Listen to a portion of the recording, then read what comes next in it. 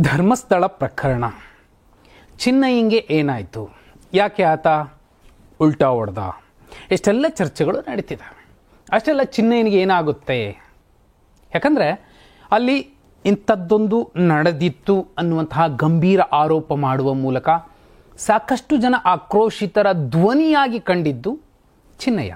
ಆದರೆ main stream ಮಾಧ್ಯಮಗಳು ಹೇಳಿದ ಕಥೆಗಳು, ನರೇಟಿವ್, ಚಿನ್ನಯ್ಯ ಉಲ್ಟಾ ಹೊಡೆದಿದ್ದಾನೆ, ಆತನಿಗೆ ಬುರ್ಡೆ ಗ್ಯಾಂಗ್ ಸಪೋರ್ಟ್ ಮಾಡಿತ್ತು, ಬುರ್ಡೆ ಗ್ಯಾಂಗ್ ಮಾತು ಕೇಳಿಕೊಂಡು ಹಣಕ್ಕೋಸ್ಕರ ಆತ ಇದನ್ನೆಲ್ಲ ಮಾಡ್ತಿದ್ದಾನೆ ಅನ್ನುವಂತಹ ಒಂದು ಸುದ್ದಿ ಬಿತ್ತರ ಆಗಿತ್ತು. ಆದರೆ BLR ಪೋಸ್ಟ್ ಅತ್ಯಂತ ಸ್ಪಷ್ಟವಾಗಿ ಒಂದು ಸ್ಫೋಟಕ ವಿಚಾರವನ್ನು ಈಗ ತನ್ನ ವರದಿಯಲ್ಲಿ ದಾಖಲಿಸಿದೆ. ಅದು ನಿಮ್ಮ ಗಮನಕ್ಕೆ ಬರಬೇಕು. ಯಾಕಂದರೆ ಈ ಪ್ರಕರಣವನ್ನು ತುಂಬ ಸೂಕ್ಷ್ಮವಾಗಿ ನೋಡ್ತಾ ಬಂದಿರೋ ನಮ್ಮ ವೀಕ್ಷಕರಿಗೆ ವಾಸ್ತವ ಏನಿದೆ, ಸತ್ಯಾಸತ್ಯತೆ ಏನಿದೆ, ಇನ್ನೊಂದು ಮಗ್ಗಲಿನ ಕತೆ ಏನಿದೆ ಅನ್ನೋದನ್ನು ಹೇಳಬೇಕಿದೆ.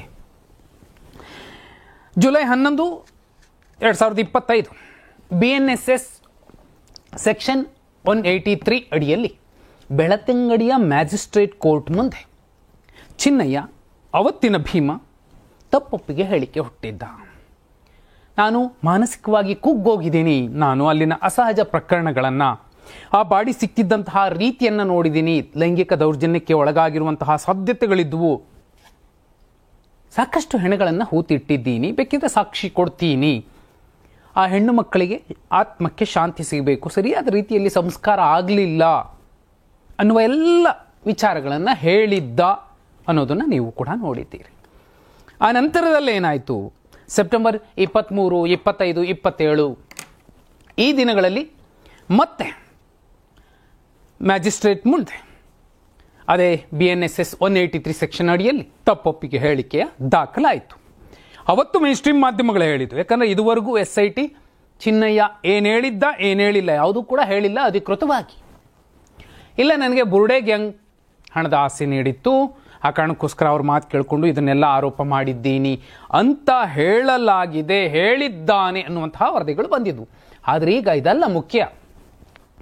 ಬೆಳತಂಗಡಿಯ ಕೋರ್ಟ್ ಏನು ಮ್ಯಾಜಿಸ್ಟ್ರೇಟ್ ಮುಂದೆ BNSS 183 ಅಡಿಯಲ್ಲಿ ಏನು ಚಿನ್ನಯ್ಯ ಹೇಳಿದ್ದ ತಪ್ಪೊಪ್ಪಿಗೆ ಹೇಳಿಕೆ, ಮೊದಲಿಗೆ ಏನು ಹೇಳಿದ್ದ ಜುಲೈ 11ನೇ ತಾರೀಕು, ಅದು ಮಾನ್ಯವಾಗಲಿದೆ, ಅದಕ್ಕೂ ಕೂಡ ಬೆಲೆ ಇದೆ.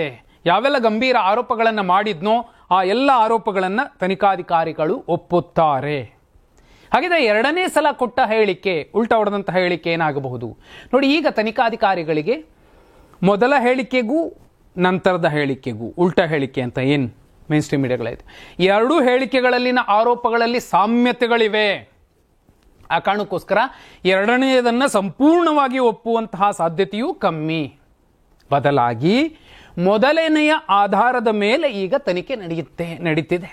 ಯಾಕಂದರೆ ಸುಳ್ಳು ಹೇಳ್ದ, ಸುಳ್ಳು ಸಾಕ್ಷಿ ಕೊಟ್ಟ, BNS 228, 229 ಸೆಕ್ಷನ್ ಅಡಿಯಲ್ಲಿ ಸುಳ್ಳು ಸಾಕ್ಷಿ ಒದಗಿಸಿದ್ದು, ಸುಳ್ಳು ಸಾಕ್ಷಿ ಸೃಷ್ಟಿಸಿದ್ದು, ಆ ಸೆಕ್ಷನ್ಗಳ ಅಡಿಯಲ್ಲಿ ಚಿನ್ನಯ್ಯನನ್ನು ವಶಕ್ಕೆ ತಗೊಂಡು ಅರೆಸ್ಟ್ ಮಾಡಿಕೊಂಡ್ರು. ಆತ ಈಗ ದೂರುದಾರ ಆಗಿಲ್ಲ, ಆರೋಪಿ ಆಗಿದ್ದಾನೆ. ಹಾಗೆ ನೋಡಿದ್ರೆ ಆತ ಆರಂಭದಲ್ಲೇ ಒಂದು ಹಂತಕ್ಕೆ ದೂರುದಾರನಾಗಿರಲಿಲ್ಲ, ಆ ಕ್ರೈಮ್ನಲ್ಲಿ ಭಾಗಿಯಾಗಿದ್ದವನು. ಯಾರೋ ಹೇಳಿದ್ದಕ್ಕೆ, ಅವರ ಭಯಕ್ಕೆ ಎದರಿ ನಾನು ಈ ಕೆಲಸ ಮಾಡಿದ್ದೀನಿ ಅನ್ನೋದನ್ನು 0039/2025 FIR ನಲ್ಲೂ ಕೂಡ ದಾಖಲಿಸಿರೋದನ್ನು ನಾವು ನೋಡಬಹುದು. ಆದರೆ ಈಗ ಎರಡನೇ ಹೇಳಿಕೆಗೆ ದೊಡ್ಡ ಬೆಲೆ ಇರುತ್ತಾ? ಇಲ್ಲ. ಮೊದಲನೇ ಹೇಳಿಕೆಗೆ ಹೆಚ್ಚಿನ ಮೌಲ್ಯ ಇರುತ್ತೆ. ಮೊದಲನೆಯ ತಪ್ಪೊಪ್ಪಿಗೆ ಹೇಳಿಕೆಯ ಆಧಾರದ ಅಡಿಯಲ್ಲೇ ಈಗ ತನಿಖೆ ನಡೆಸಬೇಕಾಗುತ್ತೆ. ಇದೇ ಕಾರಣಕ್ಕೋಸ್ಕರ ತನಿಖಾಧಿಕಾರಿಗಳು ಎರಡನೆಯದನ್ನು ಸಂಪೂರ್ಣವಾಗಿ ನಂಬೋದಿಲ್ಲ, ಬದಲಾಗಿ ನ್ಯಾಯಯುತವಾದ ತನಿಖೆ ಈಗ ಅಗತ್ಯ ಇದೆ ಅನ್ನೋದನ್ನು ಪರಿಗಣಿಸಿರುತ್ತೆ. ಇದರ ಜೊತೆಯಲ್ಲಿ ತನಿಖಾಧಿಕಾರಿಗಳು ಮತ್ತೊಂದು ಸಲ ಪೊಲೀಸ್ ಸಮಕ್ಷಮದಲ್ಲಿ BNSS 180 ಅಡಿಯಲ್ಲಿ ಮತ್ತೊಂದು ಹೇಳಿಕೆಯನ್ನು ಪಡೀತಾರೆ. ಈ ಮೂರೂ ಹೇಳಿಕೆಗಳನ್ನು ಮತ್ತೆ ಒಟ್ಟುಗೂಡಿಸ್ಕೊಂಡು ನೋಡ್ತಾರೆ. ಸಾಮ್ಯತೆಗಳಿದ್ದಲ್ಲಿ ಸರಿಯಾದವರಿಗೆ ಸರಿಯಾದ ರೀತಿಯಲ್ಲಿ, ದೊಡ್ಡವರಿಗೂ ಸೇರಿದಂತೆ ಯಾರೆಲ್ಲ ಇರಬಹುದು ಪ್ರಮುಖರು, ಆರೋಪಿಗಳು ಅನ್ನಿಸ್ಕೊಂಡವರು ಈ ಪ್ರಕರಣದಲ್ಲಿ, ಅವರೆಲ್ಲರಿಗೂ ಕೂಡ ಮತ್ತೆ ನೋಟಿಸ್ ಕೊಟ್ಟು ವಿಚಾರಣೆಗೆ ಕರೆಯುವಂಥದ್ದು ಕ್ರಮ, ಅದು ಪ್ರಕ್ರಿಯೆ, ಪ್ರೊಸೀಜರ್. ಇದೆಲ್ಲವನ್ನ ಹೇಳಿದ ಮೇಲೂ ಒಂದು ಮುಖ್ಯ ಆಗೋದು, ಚಿನ್ನಯ್ಯ ಆರಂಭದಲ್ಲಿ ಹೇಳಿದ್ದನ್ನು ಕೂಡ ಮುಖ್ಯವಾಗಿ ಈಗ ತನಿಖಾಧಿಕಾರಿಗಳು ಪರಿಗಣಿಸ್ತಾರೆ. BLR ಪೋಸ್ಟ್ ಅತ್ಯಂತ ಸ್ಪಷ್ಟವಾಗಿ, ನಾಜೂಕಾಗಿ, ಒಂದು ದಕ್ಷತೆಯಿಂದ, ಅದರಲ್ಲೂ ಮುಖ್ಯವಾಗಿ ಪಾರದರ್ಶಕವಾಗಿ ಈ ಸುದ್ದಿಗಳನ್ನು ಹೇಳ್ತಾ ಬಂದಿದೆ. ಅದು ಹೇಳಿದ್ದು ಸತ್ಯ ಆಗ್ತಿದೆ.